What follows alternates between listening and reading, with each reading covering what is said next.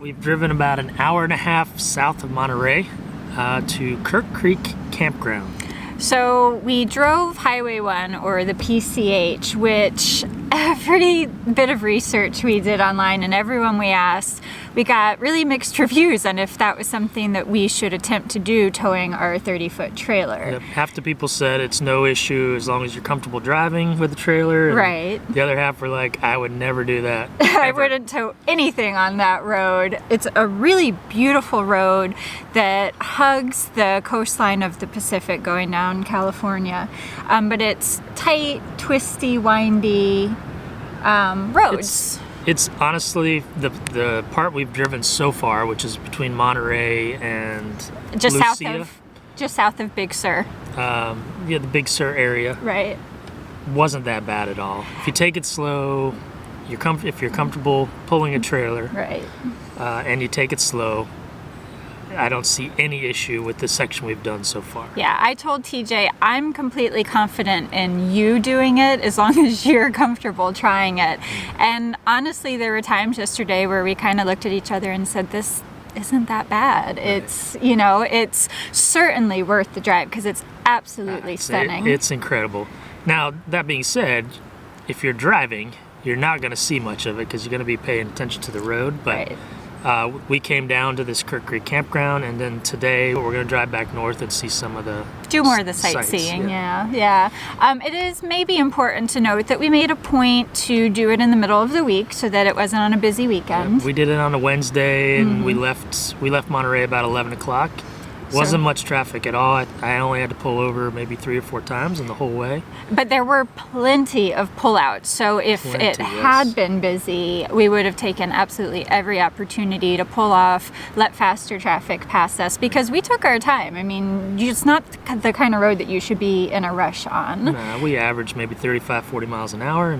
Right. And honestly, the pull-offs are well worth the stop anyway. Right. It's just a beautiful, beautiful view. It was well worth it in our opinion. Not to mention that, I don't know if you can see the view behind us, but this Kirk Creek Campground is really nice. It actually, and we didn't realize this, but apparently it made the cover of some magazine for top 10 campgrounds in America. So we were lucky enough to score a site right on the water, so you can't see it behind us through the brush, but it basically drops off, I don't know, a few hundred feet.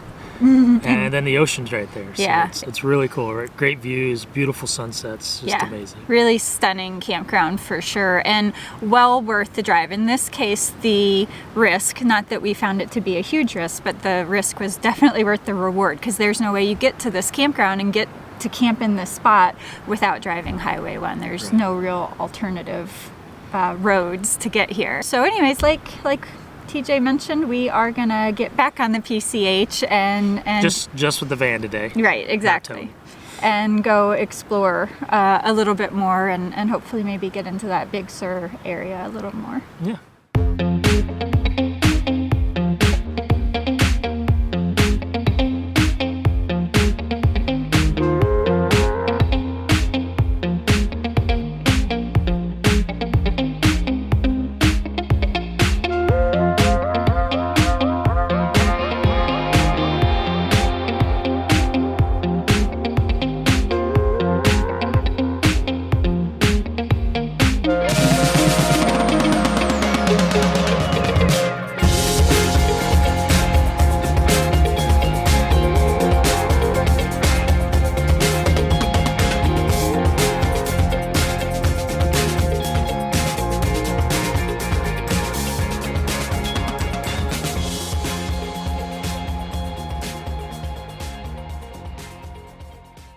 Well, we drove the Big Sur coast again today. I did the driving this time so TJ could enjoy the views. We were hoping to do a little bit of hiking in Pfeiffer Big Sur State Park, but unfortunately California state parks aren't dog friendly. Nope. So we've come back to California.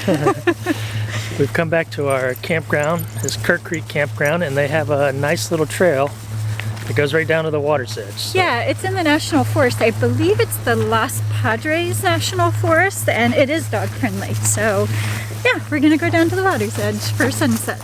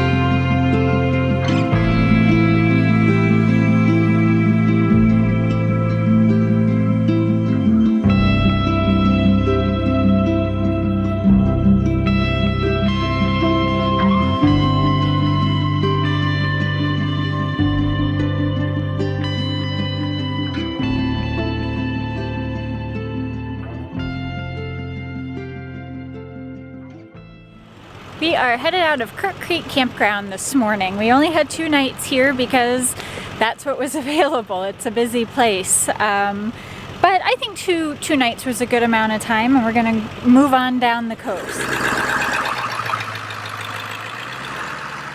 Are you ready for PCH Part 2? Ready as I'm gonna be.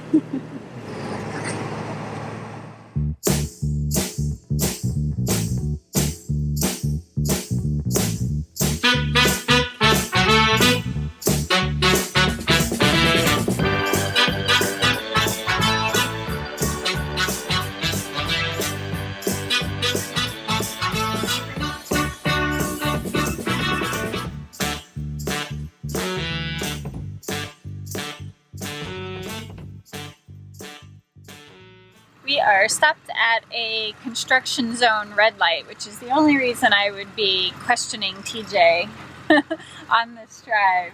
So the section past Kirk Creek Campground. It's a little narrower and a little more curvy. Yeah, like we hit quite a few 15 to 20 mile per hour curves, meaning that they're pretty tight, but totally doable. You just have to take your time. I wouldn't do it in anything more than a 30-footer, I don't think. Yeah. I mean, you'd have to be very confident with your towing ability. To keep that size rig in between the lines in case you meet a car oncoming around one of those curves. Yeah, because on the curves, they're blind curves. You can't see what's ahead of you, so you have to stay in your lane. Right. All right, we just got a green light. No more talking. No more talking.